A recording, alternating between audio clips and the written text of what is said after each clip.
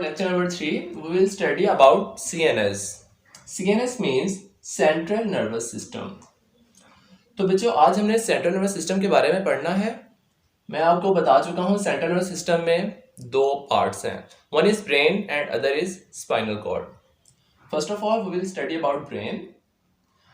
What is the location of brain? Brain is present in a bony structure in our head. ये जो हमारा sir है, इसके ये बोनी स्ट्रक्चर है, इसके अंदर एक सिस्टम प्रेजेंट है, उसे ब्रेन कहते हैं. और ये जो बोनी स्ट्रक्चर है, इस बोनी स्ट्रक्चर को स्कल कहते हैं और साइंस की लैंग्वेज में, बायोलॉजी के टर्म में इसे क्रेनियम कहते हैं. It is known as cranium. तो बच्चों सेंट्रल नर्वस सिस्टम के बारे में आपको पता होना चाहिए. It is the control centre of nervous system. यानी कि हमारी बॉडी का जो नर्वस सिस्टम है उसमें जितने भी काम हो रहे हैं उन सबको कंट्रोल सेंट्रल नर्वस सिस्टम करता है. सेंट्रल नर्वस सिस्टम में ब्रेन और स्पाइनल कॉर्ड आते हैं, तो ये दो चीजें हमारी पूरी बॉडी के नर्वस सिस्टम को कंट्रोल करती हैं. तो बच्चों ब्रेन के 3 पार्ट्स हैं. Number 1 fore brain, number 2 mid brain, number 3 hind brain. Fore brain के बारे में आपको मैं बता दूं, fore brain is the largest part of the brain. ये दिमाग का सबसे बड़ा हिस्सा है. फोर ब्रेन के आगे 3 पार्ट्स हैं main.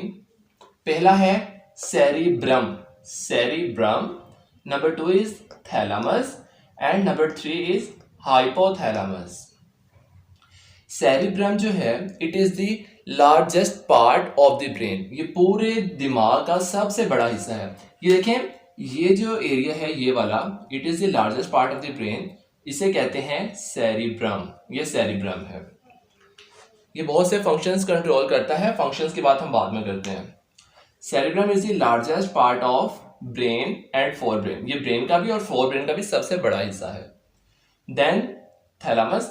What is its location? It is present inside the cerebrum. Cerebrum के नीचे करके थैलामस प्रेजेंट है. It is a small portion, एक छोटा सा स्ट्रक्चर है. This is known as thalamus, this structure. और थैलामस की बेस पे एक स्ट्रक्चर मौजूद है. ये मैंने ड्रॉ किया हुआ है स्कीमेटिक डायग्राम. इस स्ट्रक्चर को कहते हैं हाइपोथैलामस. तो फोर ब्रेन के 3 कंपोनेंट्स हुए, सेरिब्रम, थैलामस और हाइपोथैलामस. इनकी लोकेशन का आपको पता चल गया. उसके बाद हम बात करते हैं मिड ब्रेन. स्टूडेंट्स, जो मिड ब्रेन है it is the smallest portion of the brain. ये ब्रेन का सबसे छोटा हिस्सा है. ये मैंने शो किया हुआ है. इसकी लोकेशन क्या है? It is present beneath the cerebrum. ये सेरिब्रम के नीचे प्रेजेंट है. ये है मिड ब्रेन. ठीक है, ये मिड ब्रेन एक स्मॉल पोर्शन है. उसके बाद बात करते हैं हाइंड ब्रेन की. हाइंड ब्रेन में स्टूडेंट्स 3 पार्ट्स हैं.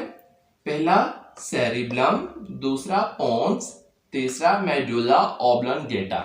इनकी लोकेशंस की बात करते हैं. सेरिब्रम कहाँ प्रेजेंट है? Cerebellum is present beneath the cerebrum. ये सेरिब्रम के नीचे प्रेजेंट है. ये जो स्ट्रक्चर मैंने शो किया है ये सेरिब्लम है. अब cerebellum is the largest part of hind brain. Hind brain का सबसे बड़ा पार्ट कौन सा है? सेरिब्लम. लेकिन अगर हम पूरे ब्रेन की बात करें तो उसका सबसे बड़ा हिस्सा है सेरिब्रम और हाइंड ब्रेन का सेरिब्लम. ओके. उसके बाद पोन्स की location it is present beneath the mid brain. ये मिड ब्रेन के नीचे प्रेजेंट है. ये मिड ब्रेन है, उसके नीचे पोन्स प्रेजेंट है. It is oval like structure. ये ओवल लाइक स्ट्रक्चर है. Then we will talk about medulla oblongata.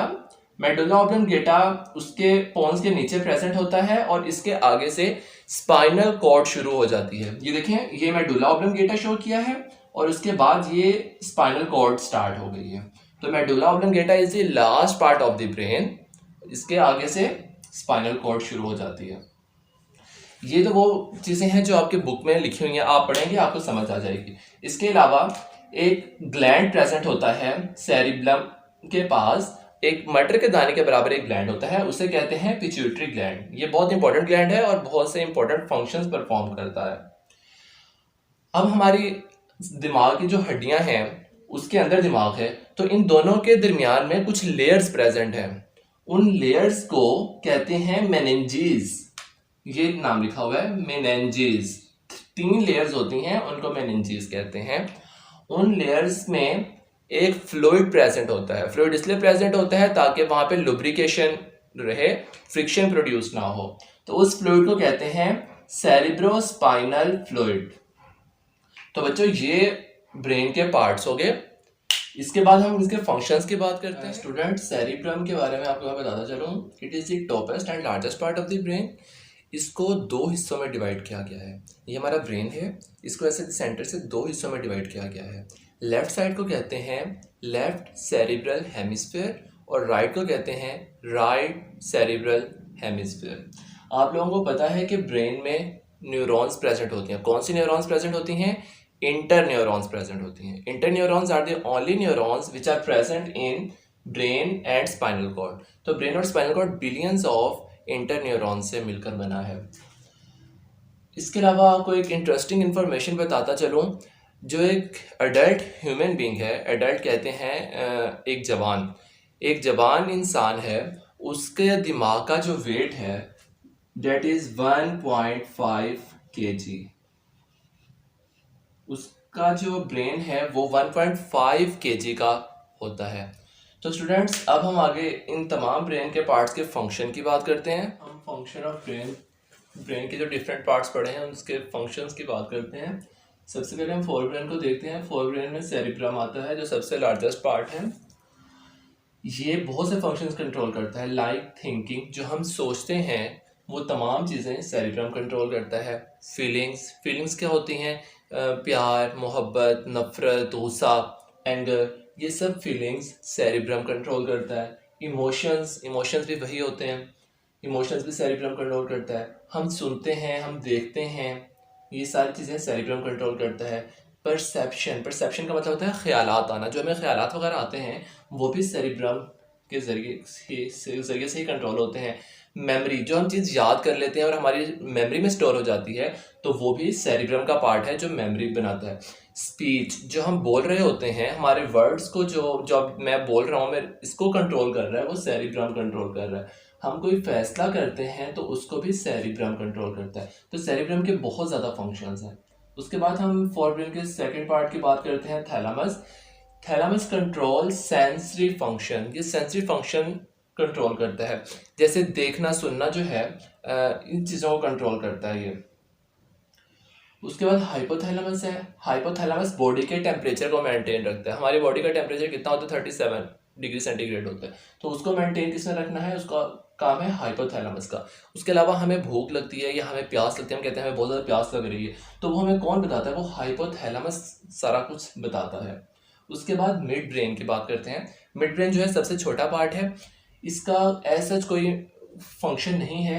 इसका फंक्शन ये है कि जो भी इंफॉर्मेशन हमारी बॉडी से दिमाग की तरफ आती है, ब्रेन की तरफ आती है, तो ये उसको स्कैन करके डिफरेंट पार्ट्स में भेज देता है। जो इंफॉर्मेशन जहाँ पे भेजनी होती है वहाँ पहुँचा देता है। It receive information and pass to for brain. Information को रिसीव करके फिर आगे फोर ब्रेन में भेज देता है। उसके बाद हम हाइंड ब्रेन के तीनों पार्ट्स की बात करते हैं। Cerebellum maintain body balance. अब मैं बैठा हूँ, एक बैलेंस में बैठा हूँ, तो बॉडी के बैलेंस, या मैं खड़ा हूँ तो एक बैलेंस में खड़ा होता हूँ, तो इस बॉडी बैलेंस को मेंटेन करता है सेरिब्लम। उसके अलावा make precise and accurate movements. जो प्रिसाइज और एक्यूरेट मूवमेंट्स होती हैं उनको कंट्रोल सेरिब्लम करता है। जैसे जो पियानो बजाने वाले होते हैं या जो गिटार बजाते हैं, उनको बड़ी फाइन मूवमेंट्स चाहिए होती हैं, तो वो उन फाइन मूवमेंट्स को कंट्रोल सेरिब्लम करता है। या जो खातून कढ़ाई करती है तो उसको भी बड़ी फाइन मूवमेंट्स से काम करना होता है, तो वो सेरिब्लम कंट्रोल करता है।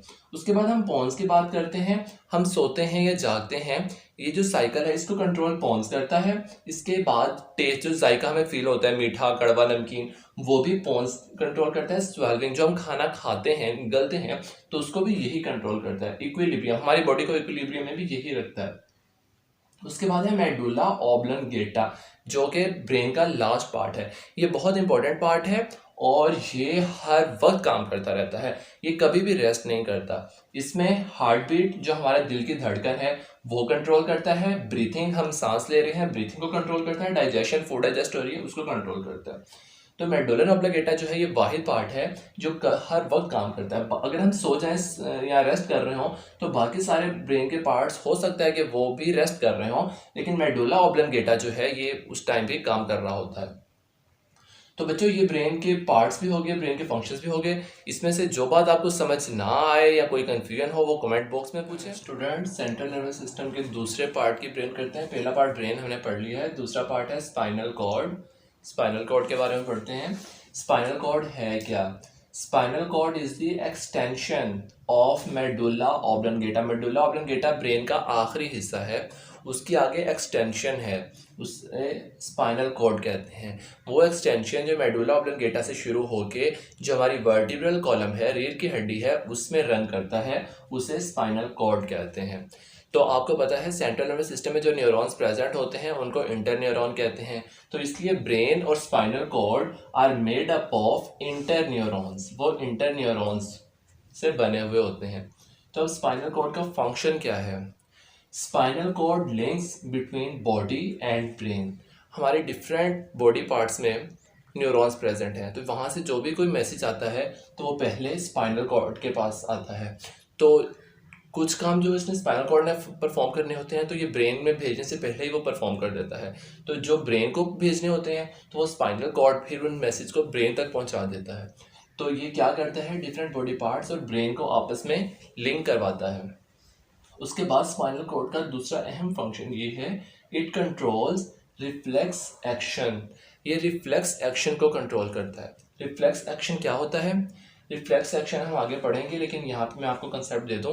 रिफ्लेक्स एक्शन होता है कि फौरी अमल करना। जैसे हम गर्म चीज़ को हाथ लगाते हैं तो हम फ़ौरन हाथ पीछे खींच लेते हैं, तो वो रिफ्लेक्स एक्शन है। तो स्पाइनल कॉर्ड रिफ्लेक्स एक्शन को कंट्रोल करता है, जो कि इनवॉलेंट्री होते हैं। इनवॉलेंट्री का मतलब होता है जो हमारी मर्जी से नहीं होते, खुद ब खुद हो जाते हैं। तो spinal cord controls reflex action, और इसके अलावा कुछ वॉलेंट्री एक्शंस भी ये कंट्रोल करते हैं। तो ये देखें, ये एक ब्रेन है। ब्रेन के दो पार्ट्स, राइट सेरिब्रल हेमिस्फीयर और लेफ्ट सेरिब्रल हेमिस्फीयर। इसका जो लास्ट पार्ट है मेडुला ऑब्लंगेटा, वहाँ से ये एक्सटेंशन रन कर रही है वर्टिब्रल कॉलम में।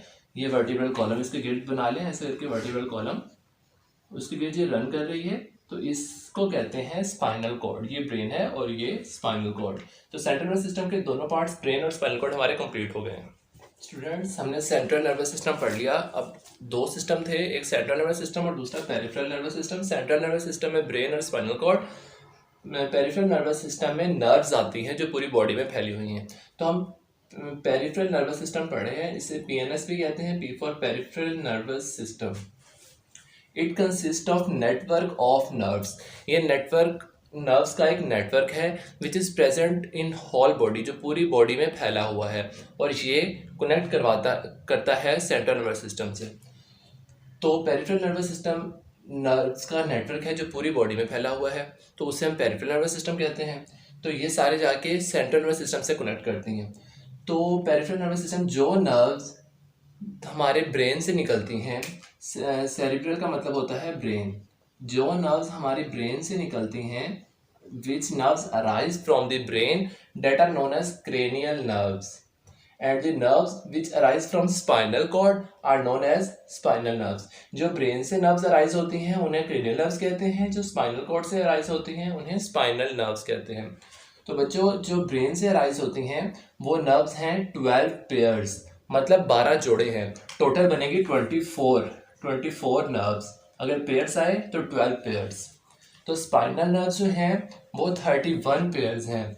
टोटल बनेंगी 62 नर्व्स, और पेयर्स कितने हैं? 31 पेयर्स। तो बच्चों, पेरिफेरल और सेंट्रल नर्वस सिस्टम हमारे दोनों कंप्लीट हो चुके हैं।